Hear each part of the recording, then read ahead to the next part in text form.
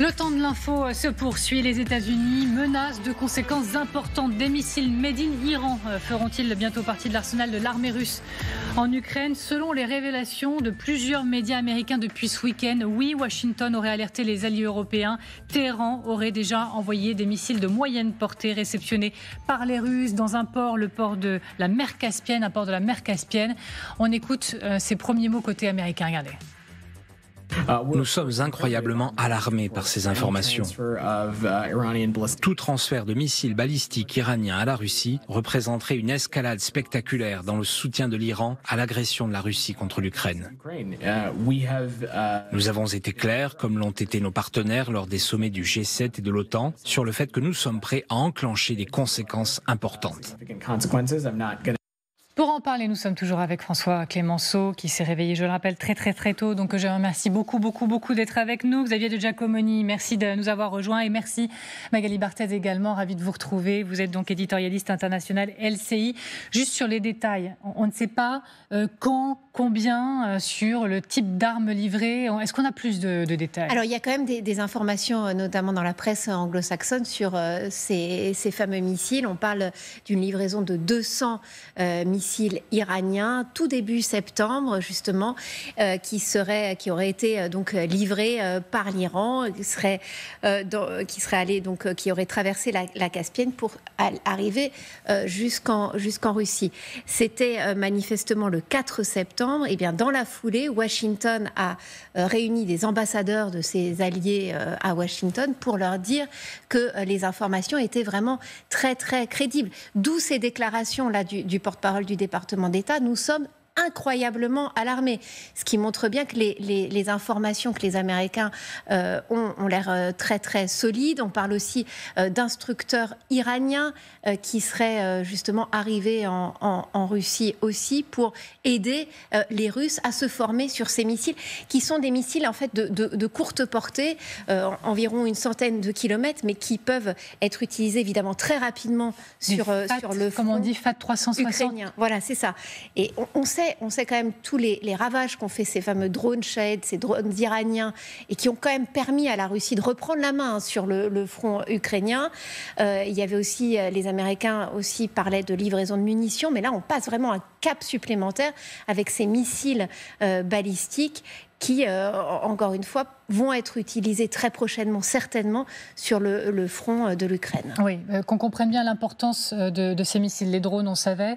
Là, en quoi c'est un cap militairement parlant qui vient d'être franchi? Ils vont permettre quoi et à quel point ça renforce la Russie? En fait, on parle de l'Iran. Ouais. Mais ce qu'il faut, c'est dézoomer un peu et voir l'effort de coopération et d'entraide militaire qu'il y a non seulement avec l'Iran, on l'avait vu effectivement avec les drones, mais aussi avec la Corée du Nord. Rappelez-vous, la fourniture d'obus pour pouvoir effectivement frapper sur la ligne de front, mais aussi avec la Chine. Alors sur la Chine, c'est effectivement plus compliqué parce que apparemment, il n'y a pas de fourniture militaire au sens strict du terme, et en tout cas pas de la part d'entreprises publiques chinoises, mais dans le secteur privé, oui, il y a une coopération, et notamment dans le domaine des puces qui sont insérées dans les systèmes d'armes russes. Et donc, on voit bien que la Russie, avec ces trois alliés-là, réaugmente considérablement son potentiel militaire destiné notamment à frapper le front ukrainien. Donc, si on resitue tout ça, on voit bien à quel point ces coopérations militaires avec trois alliés assez inattendues en fait. Au départ, si on regarde, c'est vrai qu'il y a toujours eu une sorte de bienveillance de la Russie à l'égard de l'Iran, en tout cas pas d'hostilité nette. Il y a toujours eu une forme de coopération avec la Chine, en sachant qu'il y avait un partenaire majeur qui était la Chine, un partenaire junior qui était la Russie, et avec la Corée du Nord, c'était aussi spectaculaire.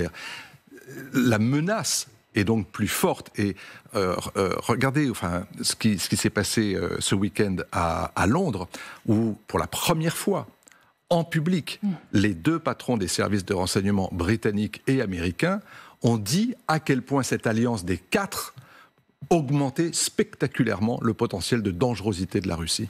Je voudrais qu'on écoute maintenant la réaction du Kremlin, qui franchement ne dément pas tout à fait. Et ça, c'est intéressant à analyser. Regardez. Ce type d'information n'est pas toujours vrai. L'Iran est un partenaire important. Nous développons nos relations commerciales et économiques. Nous développons notre coopération et notre dialogue dans tous les domaines possibles, y compris les plus sensibles. Et nous continuerons à le faire dans l'intérêt des peuples de nos deux pays. Donc ce genre d'information n'est pas toujours vrai. Donc ce n'est pas toujours faux non plus. Voilà, exactement. Pourquoi pas de démenti formel alors que ce sont les spécialistes dans le genre les Russes, mentir, c'est absolument pas un problème. C'est parce que, comme on l'a écrit en bas de l'écran tout à l'heure, ça permet quand même de narguer l'Occident. Exactement. Ouais, effectivement, regardez, on est en train de continuer notre danse et de tracer notre route. Les Iraniens, eux, démentent plutôt formellement, parce que les Iraniens n'ont aucun intérêt dans la situation internationale qui est la leur aujourd'hui à être en prime les fournisseurs d'armes de la Russie. D'autant plus qu'on ne parle pas de n'importe quelle arme, on parle d'un système complet. C'est un système complet qui est livré de missiles, des lanceurs, a priori ils peuvent en lancer 6, et en fait ça s'apparente très exactement, là, les téléspectateurs vont bien comprendre, au système HIMARS américain. C'est un système qui est très très proche, qui a une portée de 80 à 100 km. Donc ce sont des systèmes qui peuvent rester sur le sol russe et menacer toute la ligne de front ukrainienne de manière très efficace, puisque la précision du système est d'une trentaine de mètres. Donc c'est vraiment un système assez élaboré, qui est guidé soit par satellite, soit par centrale inertielle installée dans le missile lui-même. Et ça peut faire beaucoup de mal sur la ligne de front. On pense que 200 auraient été déjà livrés, mais on voit aussi, quand on regarde la carte de la mer Caspienne, cette mer fermée entre notamment l'Iran et la Russie, les livraisons sont très faciles. Il suffit de faire partir des cargos d'un port au nord de Téhéran qui arrive à Astrakhan, c'est un énorme port russe sur la Volga, pour que tout cela se fasse quasiment presque à l'insu des Occidentaux, qui ne peuvent que surveiller par satellite, puisqu'évidemment là on est dans une zone où il n'y a pas du tout d'emprise occidentale. Ok, on comprend mieux comme ça. Voilà, on voit la carte maintenant. Voilà, effectivement. Astrakhan, et on soupçonne 2 ports au nord de Téhéran, à peu près 80 km de Téhéran, Anzali et Amirabad, qui pourraient être les ports de départ de ces missiles. Pour le moment, il n'y a pas de preuves formelles, mais on voit bien que c'est à l'écart de tout ce que contrôle l'Occident sur le front Est. Et pourquoi donc le Kremlin ne dément pas ? Pourquoi cette fois, sur ce coup-là, le Kremlin ne dément pas ? Entretenir le doute aussi, faire monter la pression. Et du côté iranien, il y a certains qui démentent, et puis il y a un député, par exemple aussi iranien, qui lui le dit très ouvertement, mais oui, nous faisons du troc avec les Russes. On leur envoie des missiles, ils nous renvoient du blé, du soja, et il assume complètement en disant, de toute manière, c'est un député iranien vraiment de la ligne dure, mais de toute manière, toutes les sanctions occidentales n'ont jamais fonctionné. Qu'est-ce qu'on a à perdre finalement à continuer cette entraide finalement de facto qui, c'est vrai, s'accélère entre l'Iran, la Russie et puis évidemment aussi la Corée du Nord. Mais il y a une volonté de toute manière de déstabiliser le monde occidental. Ils ont le même ennemi commun, que ce soit la Russie et l'Iran, et donc tout ce qui, finalement, les rapproche est à leur bénéfice à tous les deux. Effectivement, j'ai noté la phrase. C'est M. Ardestani qui a déclaré que Téhéran était obligé de faire du troc avec la Russie pour, je le cite, répondre à ses besoins, notamment en ce qui concerne les importations de soja et de blé. C'est un deal, un accord passé qui est assez étrange. C'est missile contre nourriture, en réalité, entre l'Iran et la Russie ? Oui, c'est de toute façon, basiquement, une forme de solidarité entre deux ennemis des États-Unis. Et pendant très longtemps, rappelez-vous ce qu'on disait. On disait la Russie a la chance d'avoir une profondeur stratégique immense, à la fois en termes de population et de fuseau horaire.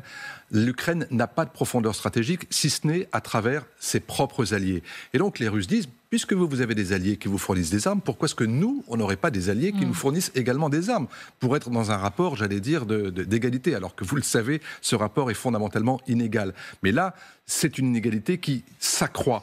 Et deuxièmement, ça montre aussi à quel point, rappelez-vous, il y a eu des élections en Iran récemment, il y a un nouveau président dont on dit qu'il serait plutôt réformateur. Mais la vérité, c'est que cette livraison d'armes prouve à quel point le cœur du régime, c'est-à-dire les gardiens de la révolution, qui sont absolument maîtres du jeu sous l'autorité du guide suprême, n'en ont rien à faire de savoir ce que pense le président, ce que pense son ministre des Affaires étrangères, ce que pense le Parlement.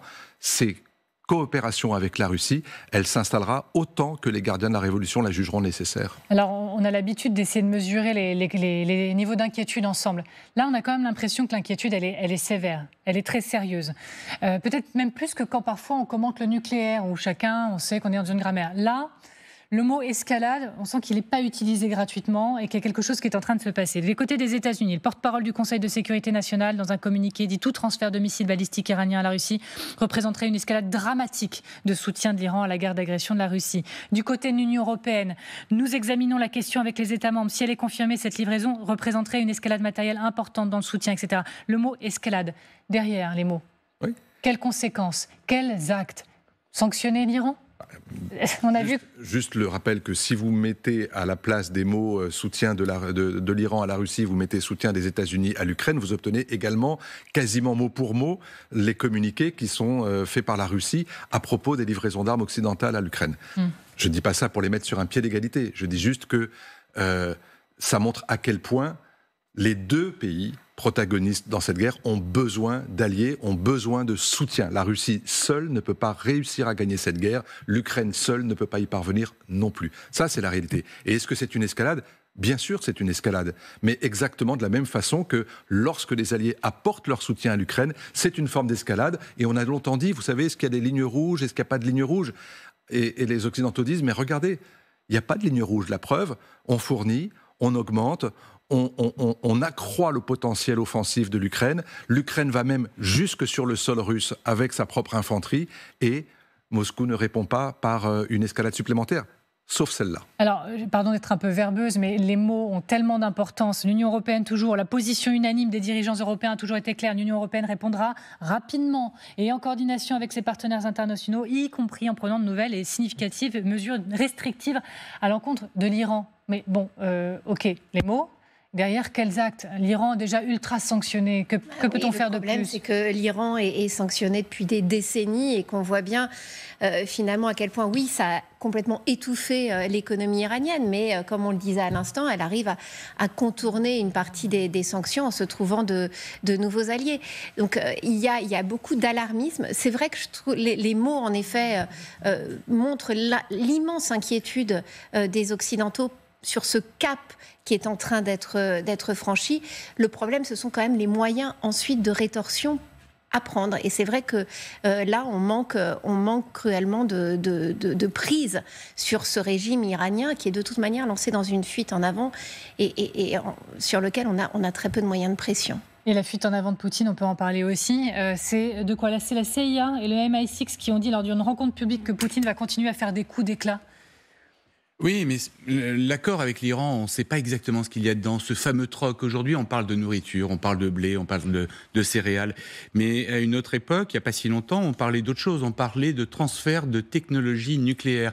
Et là, aujourd'hui, on a un peu l'impression que tout le monde fait comme s'il ne voyait pas l'éléphant dans la pièce, à savoir que les cargos qui vont de Téhéran à Astrakhan, dans l'autre sens, qu'est-ce qu'ils ramènent? On sait que les Iraniens sont aujourd'hui capables de fabriquer, dans un temps extrêmement court, 3 bombes nucléaires. A priori, la décision n'a pas encore été prise, mais ils pourraient le faire très très rapidement. Ils ont encore un problème pour miniaturiser, pour installer leur bombe nucléaire sur un vecteur. Et là, les Russes ont une immense expertise et peuvent, en échange de ces livraisons de missiles, surtout si elles se poursuivent, si elles deviennent vraiment... En fait, si la Russie devenait accro aux missiles iraniens, s'ils en avaient vraiment besoin sur le front, quel échange il peut y avoir à la fin? Et là, il y a un vrai danger. Le risque d'escalade, il est vraiment là, sachant en prime que l'Iran dirige ce qu'on appelle l'axe de la résistance contre Israël et que cet axe de la résistance, s'il incluait à terme la Russie, pourrait très, très bien devenir l'axe tout court contre les alliés. On a déjà connu cette situation.